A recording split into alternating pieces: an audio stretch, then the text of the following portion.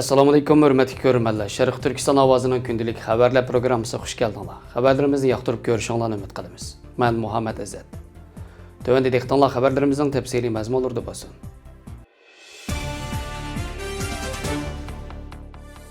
On 12 fevral kuni Xitoyning Chag'an bayrami bo'lib, Xitoy doiralari barliq amallarni ishlatib Sharq Turkistonda xitoylashtirish, assimilyatsiya qilish siyosatini tez surat yo'l qo'ymoqda. Xitoyning Chag'an bayrami kelish oldida Sharq Turkistonning har qaysi rayonlariga Xitoy urf-odatlari bilan to'lgan qizil rangli panuslar esilib, eshiklarga xitoycha lavhalar chaplangan. Uyg'urlarni Chag'an bayramini tabriklash uchun xitoycha an'anaviy kiyimlarini kiydirib, taqudumboq chaldirib naqshlarni etkizgan. Yalpigish usuli, kunlik usul o'ynashqa va atalmish millatlar ittifoqligiga javob tugib ishga tashkillangan. Xitoy doiralari hatto Uyg'ur, qozoq musulmonlarni Xitoylarning uyiga o'rlashtirib, birlikda Chag'an bayramini o'tkazishga majburlagan.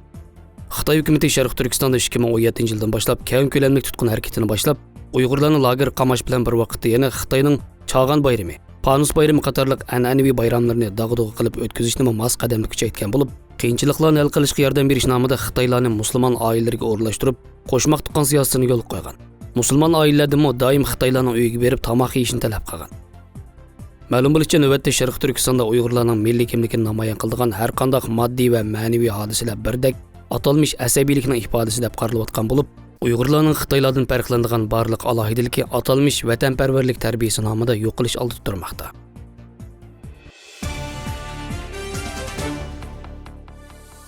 Sakkizinchi fevral kuni Forbes jurnalining e'lon qilgan xabarda Angliyadagi Essex sud mahkamasining advokatlari Xitoyning Uyg'urlarga qaratgan zulmlarining insoniyatga qarshi jinoyat va irqiy qirg'inchilik ekanligi haqidagi qonuniy fikrni e'lon qilgan. Ammo bu qonuniy fikr mustaqil mutaxassislarning kasbiy hukmi bo'lib, qonuniy hukm rolini o'ynamaydi ekan. Lekin qonuniy harakatning asos qilishga bo'ldi ekan.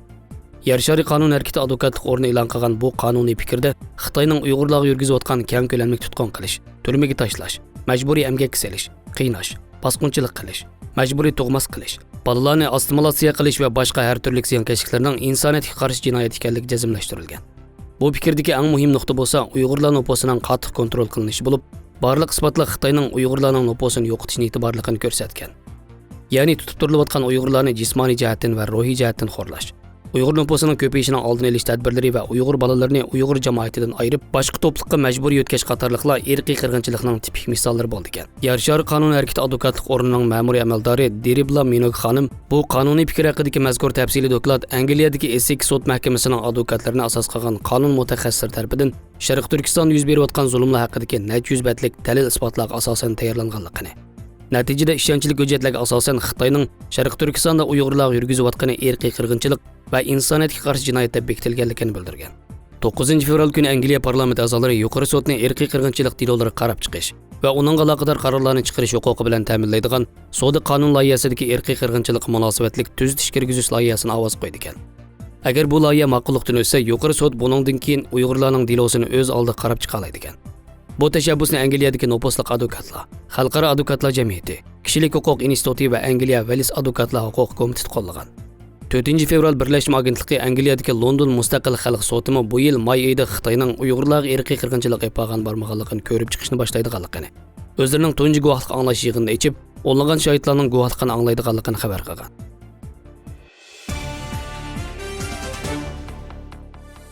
Turkiya bilan Pokiston armiyalarining Atatürk manevri 2021 nomli birlashma harbiy manevri Pokistonning Xaybar Paxtunxva o'lkasining Tarbala rayonida o'tkazilgan marosim bilan birlikda boshlangan. Pokiston quruqlik armiyasi ommaviy munosabat bo'limi bayonot e'lon qilib, ikki davlat armiyasi birlashma manevrining 3 hafta davomlashadiganligini, manevrining ikki qarindosh davlat o'rtasidagi munosabatni texnik kuchaytiradiganligini ta'kidlagan. Turkiya Pokiston o'rtaq komandir va alohida qismlar manevri 1998-yildan buyon ikki davlat o'rtasida navbat bilan o'tkazilib kelmoqda. Manevrning ismi Turkiyada o'tkazilganda Jinnah manevri, Pokistonda o'tkazilganda Atatürk manevri deb atalgan ekan.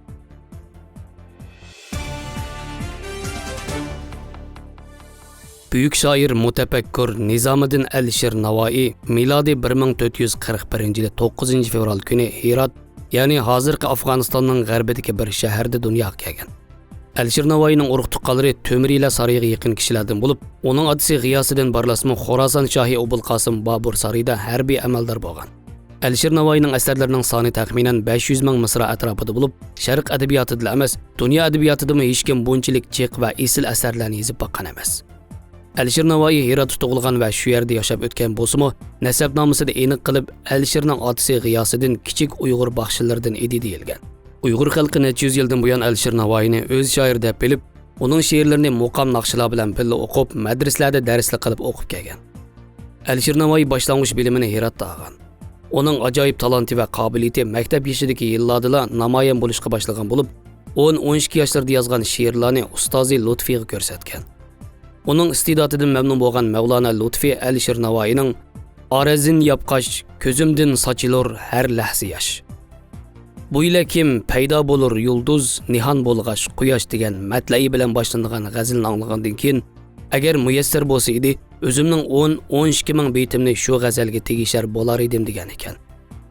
Shahruh vafotidan keyin avjagan toj taxt olish urushlarining majburlashi bilan Alisher Navoiy oilasining Hirotdan Iroqning Tafit shahriga ko'chishi sababli Alisherga o'z o'qishini Tafitda davomlashtirishga to'g'ri keldi. U Tafit shahrida 15-asrning mashhur tarixchisi Sharifiddin Ali Yazdi bilan uchrashdi va uning bilan suhbatlarda bo'ldi. Olim Alisherning yuqori talanti va o'tkir aql parosatiga qoyil bo'lib, uningga ko'p ilhom bergan. Sharifiddin Ali Yazidi bilan uchrashish Navoiyning bolalik chog'laridagi eng muhim ahamiyatga ega zo'r ish bo'lgan. Alisher 12-13 yoshlarga kirganda otasi vafot bo'lib, Obul Qosim Boburning qo'lida qolgan va uning tarbiyasida bo'lgan. 1456-yili Bobur bilan birga Mashhadga borgan. 1457-yili Bobur qazo qilgandan keyin Husayn Boyqara taxt egallash uchun kuch uyushtirish niyatida Marviga ketgan. Alisher Navoiy Mashhadda qilib o'qishini davomlashtirgan. Bu yerda u o'z zamonasining mashhur shoiri Kamol Turbati bilan uchrashgan hamda uning bilan do'stlik o'rnatgan. Bu chaqda uning bilim elish doirasi texnik kengayib, falsafa, mantiqa, matematik fanlari bilan shug'ullangan. Bo'libmi islom falsafasini, arab va sharq musulmon adabiyotini qaytarqinib tadqiq qilgan. Jumladan Obul Qosim Firdavsi, Nizomi Ganjivi, Xusrav Dehlavi, Atoi, Lutfi va boshqa shoirlarning asarlarini yoqtirib o'qigan. Shuningdek ijodiyatga qizg'in kirishib, Paris va turkiy tillarda nurg'un she'rlarni yozgan. Shunglashqa u Zullinayn, ya'ni ikki til egisi degan nom bilan shuhrat qozongan. U o'zining turkiy tilida yozgan she'rlarga Navoiy, ya'ni kuy, ohang degan ma'noda bo'lib, Paris tilida yozgan she'rlarga bo'lsa fani, ya'ni vaqtliq, yo'qolg'uchi deb taxallus qo'ygan. Alisher Navoiy garchi nurg'un tangdish yo'q muhabbat misralarini yozgan bo'lsa-mu, umrida uylanmagan. 1501-yili 3-yanvar kuni 60 yoshida Hirotda vafot bo'lgan.